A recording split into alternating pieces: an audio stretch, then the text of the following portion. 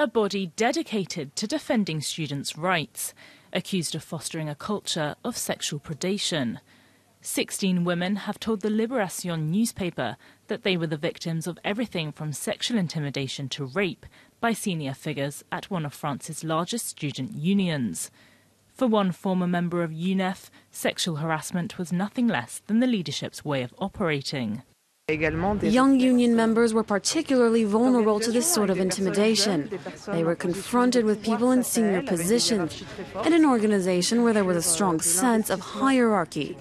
It was a culture that was demanding and that had an impact on people's private lives.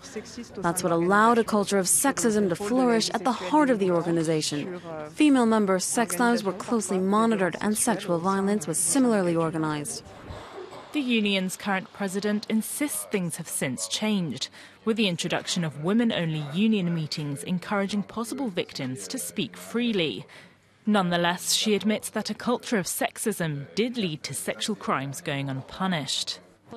For years, UNEF was structured around a macho culture in which roles were split along gender lines. That situation sometimes resulted in the silencing of sexist behaviour and sexual assault that women were vulnerable to.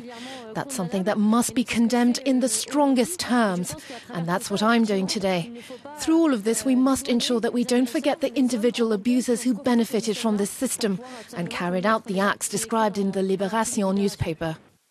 Acts that include senior UNEF leaders allegedly sifting through the union's member database to find the telephone numbers and addresses of future victims. Other women recount rapes that went entirely uninvestigated, with no repercussions for the alleged abusers. Of the 16 alleged victims who spoke to Libération, at least 2 have filed formal complaints to the police.